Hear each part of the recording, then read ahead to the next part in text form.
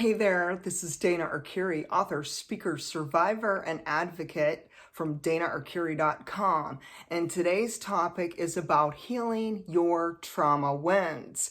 And so for many people, there could be different kinds of wounds. We have mother wounds, father wounds, narcissistic wounds. We have wounds from child abuse, sexual assaults. Sometimes there could be the people who are in the military who get different forms of PTSD or complex PTSD from being in the military and being involved in wars and seeing unspeakable things. There are people who have trauma wounds from extremely traumatic experiences, such as being a victim of a violent crime or involved in domestic violence. And so it goes. There's many other forms of trauma, which we will not get into the nitty-gritty on that. As a whole, though, trauma is soul piercing.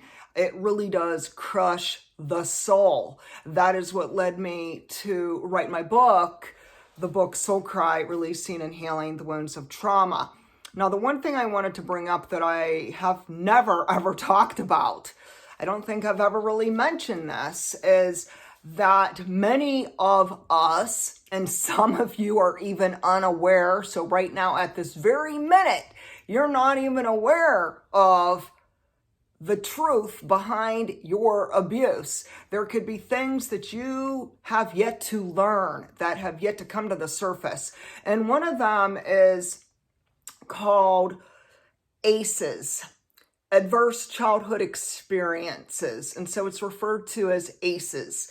And let me check my notes on exactly what ACEs is. So in my book, Soul Cry, I have a large list and many, many pages of professional resources. You could find them in the back of this book. Soul Cry, Releasing and Healing the Wounds of Trauma.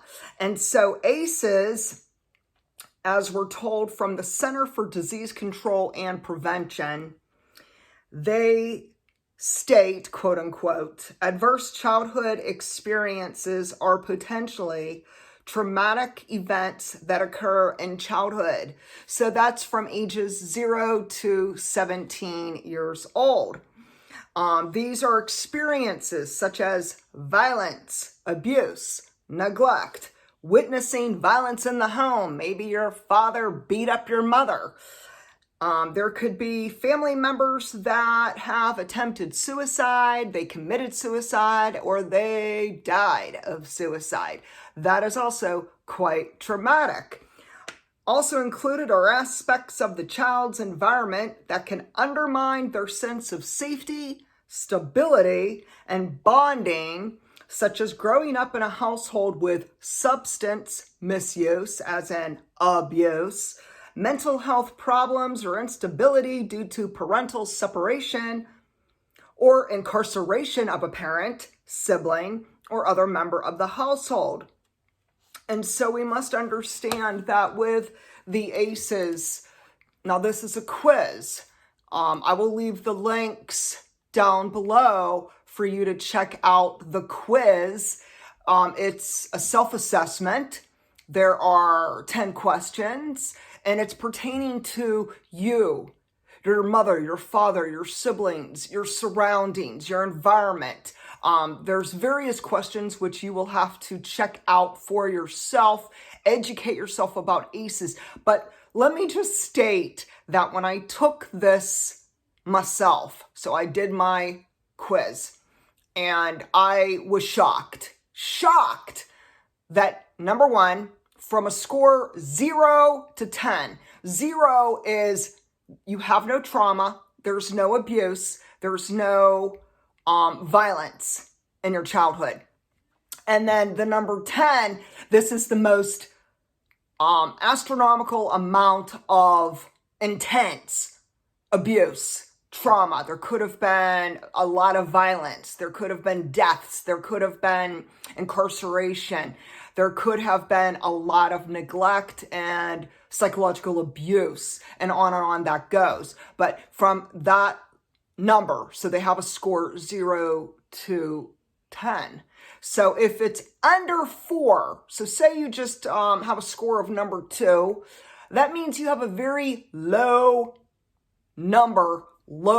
score for trauma and abuse in your childhood.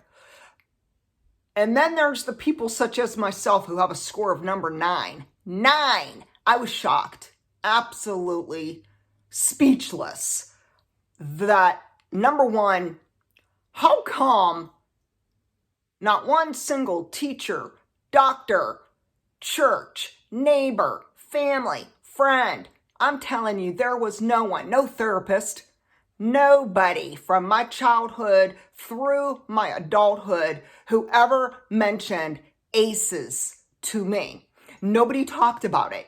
And yet, I spent a lifetime, I am talking, 30, 40 some years, people, and ongoing therapy. Obviously, it was on and off. Obviously, I did change some therapist here and there. And eventually, I did finally, in 2018, seek out a trauma-informed therapist. And I strongly advise you, if you're going to do therapy, if this is going to be one of your methods to heal and restore yourself and those painful wounds, please make sure that the individual you go to is certified, educated, aware, and has a lot of education and wisdom and personal experience in being trauma-informed. Okay, so my big beef with the psychiatry and psychology and mental health and even the medical industry, they don't really respond, talk about, educate, build awareness, and try to help patients who have dealt with horrific childhood neglect and abuse and sexual assault and domestic violence. I don't know why this has been something that has not been acknowledged or addressed. Why are people just now in 2020 finally bringing light to this? I don't know. But I do know that when we take this assessment, we could find out for ourselves how significant our pain and our trauma and our wounds are. And that's why I brought it up today.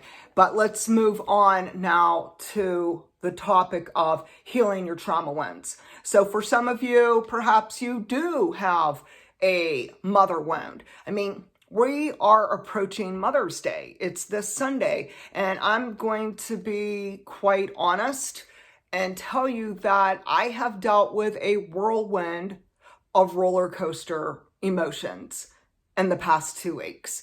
I've known that this Mother's Day, this traditional celebration, especially in America, that a lot of families and people celebrate, that it is approaching, but it is stirring up so much junk, pain from the past, okay? And I thought to myself, why is Mother's Day this year? So this is my second Mother's Day not celebrating my mother, not celebrating this occasion, as in my mother and I are no contact. So this will be the second Mother's Day of being no contact with her, of not speaking. There's no communication between us. If you've missed any of the videos, please watch past videos. There's so many of them that share the whole story. But my point is this. I had to ask myself, how come this year the pain is so much worse? Why am I grieving so intensely?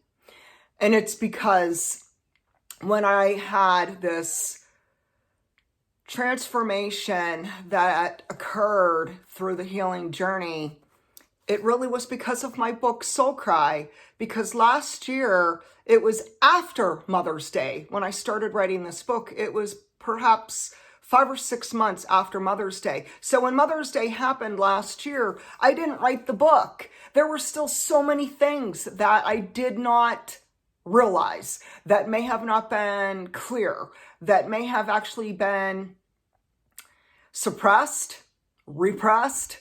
And it was through the journey of writing that I really was able to unravel a lot of mysteries from my childhood and the neglect, the psychological abuse from my mother, and all the different dynamics involved in the dysfunctional family. Keeping that in mind, I believe this year the reason why the tears have been flowing, the heaviness, I can't put into words. I don't think I can even articulate today how challenging it has been for me this year. And I believe it's because I have written my book now, and a lot of things have been coming up to the surface. And I think that it hurts because now I'm more aware. And when we acknowledge our past, when we acknowledge our trauma, when we can honor ourselves right where we are at, in the darkness, in the tears, in the fears, in those horrifying triggers and nightmares and moments when we have flashbacks of the horrifying, unspeakable things that have happened to us, it really can shake us up. It can really, really cause us to have a lot of grief. And part of grief is saying it's okay to cry. It's okay to be mad. It's okay to be sad. Within grief are all these different stages. I'm not in denial. Part of grief, the beginning of grief could be denial for some people. I'm way past that. I am in full-blown acceptance. But part of that acceptance, my friends, is acknowledging how bad it really was, and to understand that you will never, ever have the mother that you needed. And today, for anyone who has mother wounds, who are not looking forward to Sunday, who don't want to celebrate Mother's Day, or maybe you just didn't have a mother who was close to you. Maybe you didn't have any bonds. For those of you who did have a narcissistic mother, someone who was extremely domineering, cruel, malicious, manipulative, a lot of gaslighting and abuse. It could have just been bullying and harassment. You didn't receive love. Please give yourself that safe space to do what you choose to do on Sunday. If you don't want to celebrate Mother's Day, don't celebrate it. If you are a mother and you want to just celebrate your children and this beautiful life that you have built with your own little family unit, then do that. I know myself, for this Sunday, I'm celebrating my children. I'm celebrating that I am a far better mother than my mother ever could have ever imagined. That I am giving my children, and I have, from the time they were babies and growing up, I've been there, I've been present, I've played with them, I've read books with them, I've advocated for them, I've supported them, I've loved them, I've nurtured them, I've cared for them. I've been everything that my mother will never and could never be for me. And so today, please give yourself the nurturing, self-mothering that you deserve. Next, we have to understand that this whole thing with trauma, this whole thing with how do we heal? How do we heal? And so we're not going to talk about medicine today. Most of you know how I feel about that. Most of you know that medicine has a time and a place, especially if you had a heart attack, especially if you need to have surgery. But there's also many other avenues to consider. And that's why we have to start addressing our options. We can't think that just popping a pill is going to be that quick fix and it's going to magically make everything go away. It's going to make your triggers go away and your PTSD go away, and it's going to make your broken relationship somehow radically mended. No, we can't think that all we have to do is take a prescription and boom, we're magically healed, because that, my friend, is a lie. It is medical gaslighting, and it is doing you a disservice. And so today I am here as a healer. I am a healer, and I want to help you heal. I want to help you get on this healing pathway of recovery, of restoration, of peace, of healthy boundaries. And that is why I'm having this topic today, right before Mother's Day, because I know so many of you are dealing with a lot of roller coaster emotions too. Not all of you have had supportive, loving, nurturing, caring mothers. Some of you have had really awful fathers also. We'll save that topic for Father's Day. And then meanwhile, I think that when I really examine myself and I examine my healing journey, I have to come to a place of really appreciating that I did a lot of hard work. I did a lot of research. I did a lot of looking outside the box. I didn't look for a quick fix. It doesn't exist. A lot of times we see advertisements or people on social media claiming that there's something that's just going to fix you. It's going to help you. But the truth is there's a lot out there and a lot of empty promises. Now, this is exactly what this video is about right now. If there's nothing else you learn in this video, let it be this. Healing begins with you. You are the solution. You are your own answer. So often we give other people, especially therapists, psychiatrists, and doctors, so much power over us. But today, my friends, take your power back, because healing is something that we do within, and it begins by understanding our trauma, by recognizing it, by addressing it, by awakening up to the truth of any kind of abuse, of anything that may have happened to us, especially when we were under 18 years old. Next, I think that when we listen to our gut instincts, when we listen to that soft voice within, it's not a loud boom or roar. It's more like a whisper. It's a soft whisper. And it's our soul cry.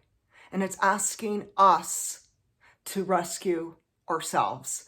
And so part of the healing journey is to take the first steps to begin the healing process. And so part of it is we pay attention to our body. So we ask ourselves, what is my body telling me? What is it signaling me? We have to remember that we were created with these certain innate signals within us. It could be our stomach is growling and we're hungry, okay? Now this is just something simple. It's not really to do with healing, but it's giving you an example of our body and one of the signals. So our stomach's growling and it's signaling us, I'm hungry, feed me, okay? Or we're exhausted, we're wiped out, we're fatigued, and we're tired. Maybe we're yawning. It's a signal saying, go to bed. You need to get some rest. Come on. How many of you, you're not. Your body's giving you signals. It's saying, I'm in pain. It's saying something's wrong. It's saying, I feel so sad. Or it's saying, I'm mad and I'm so angry about, and then whatever it may be, fill in the blank. But we're not always listening. We're not always tuning in. And so for me, I really believe that, especially beginning in 2017 throughout the present, my healing journey really took off. It began by addressing my past. It began by admitting the truth about my childhood neglect and abuse, about the sexual assaults, about my narcissistic mother, about my toxic siblings, about my father who was absent for my entire life.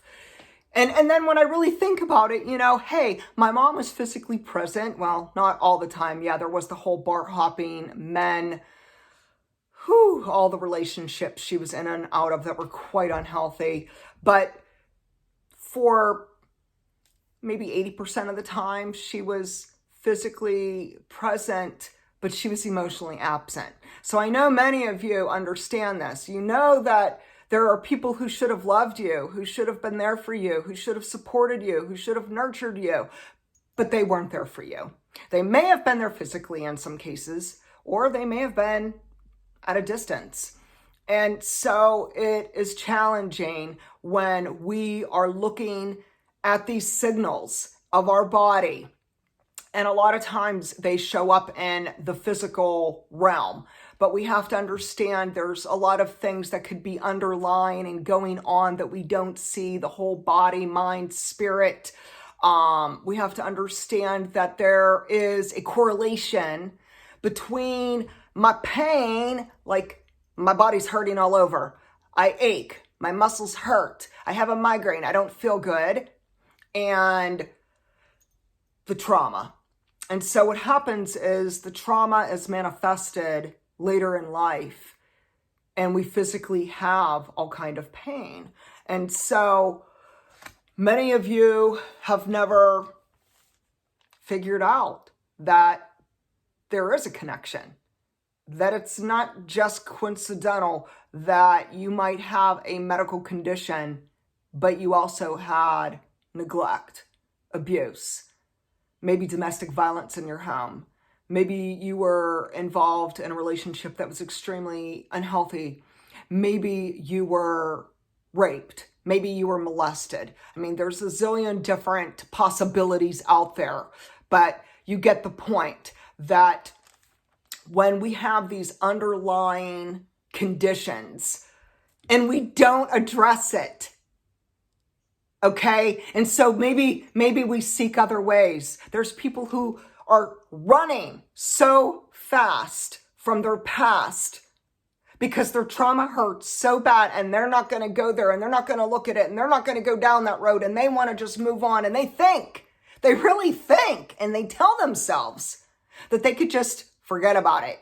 They could just carry on. They could just let it go. Let it go.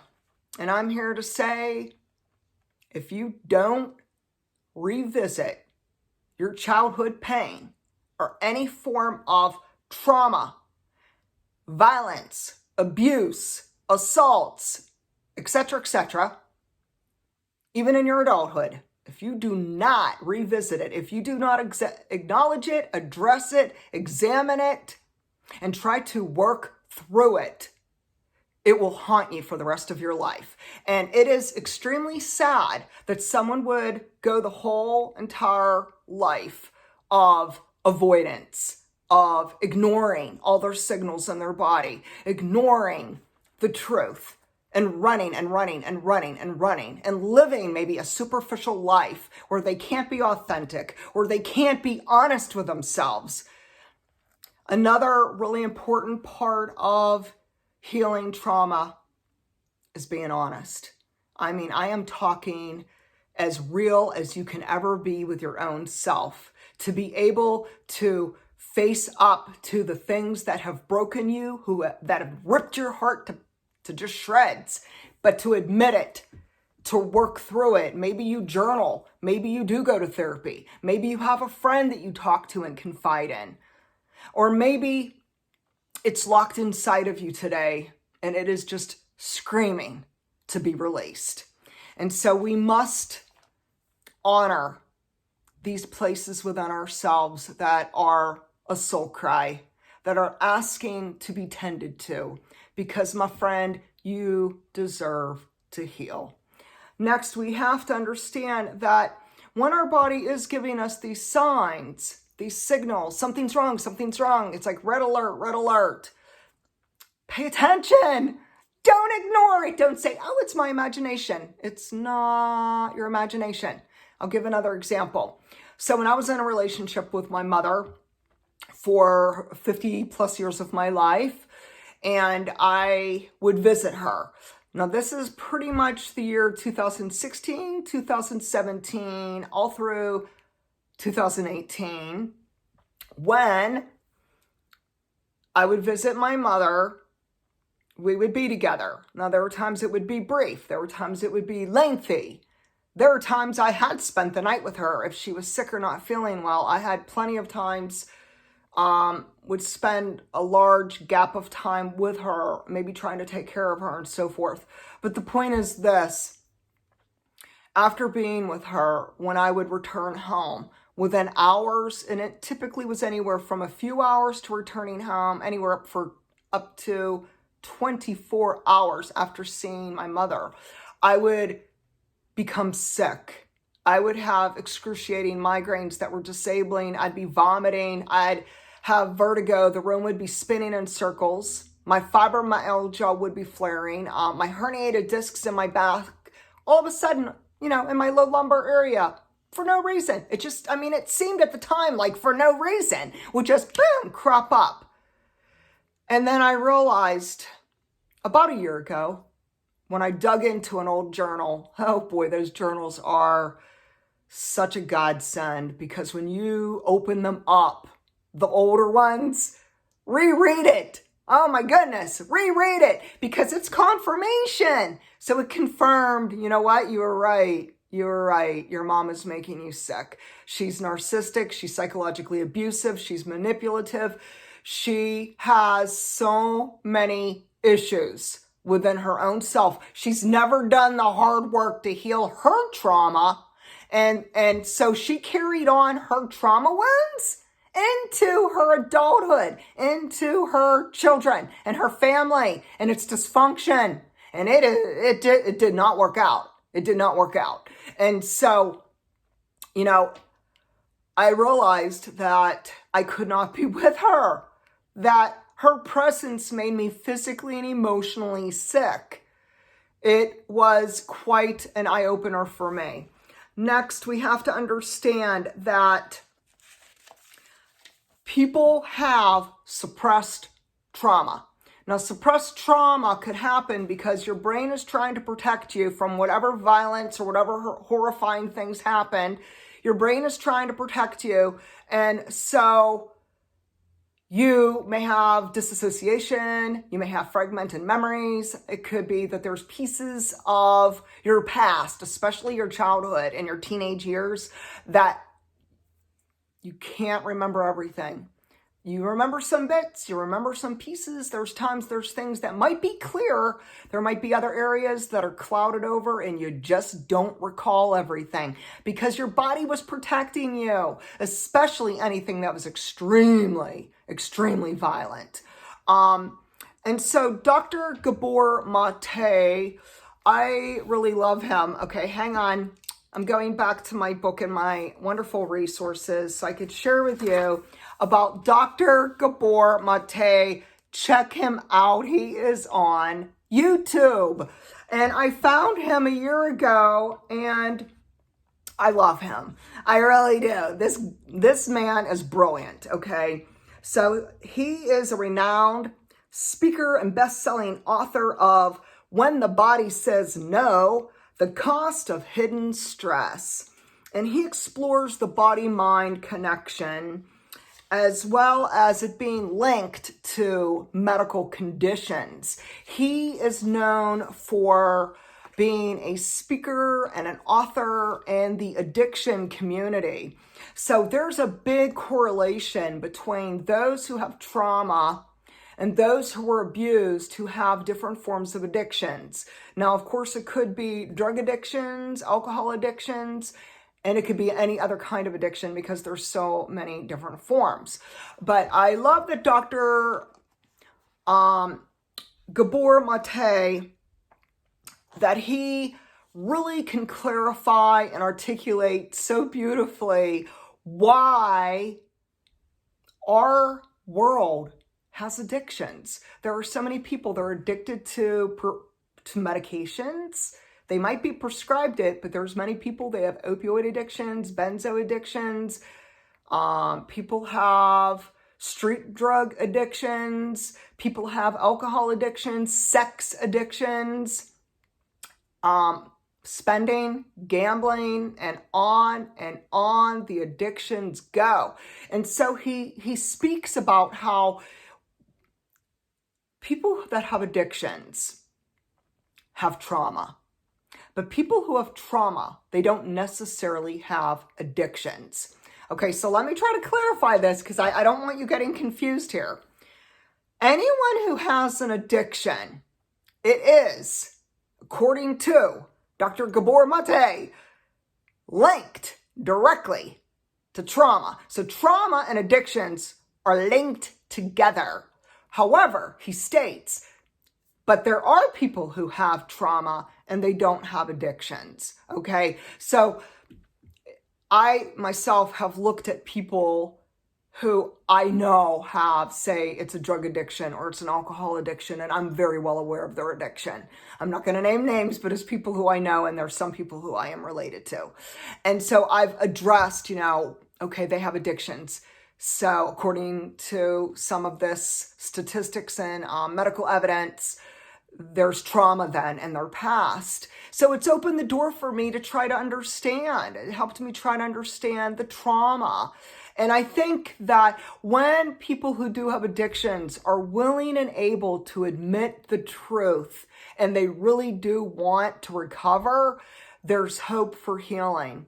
And the first place for anyone with an addiction, the number one way to begin your recovery is to admit that you're addicted.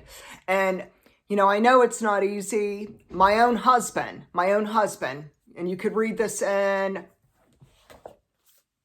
Soul Cry. You can read it in that book. I share the story, and it's true. So my high school sweetheart, who I ended up marrying, was addicted to gambling, drugs, and alcohol.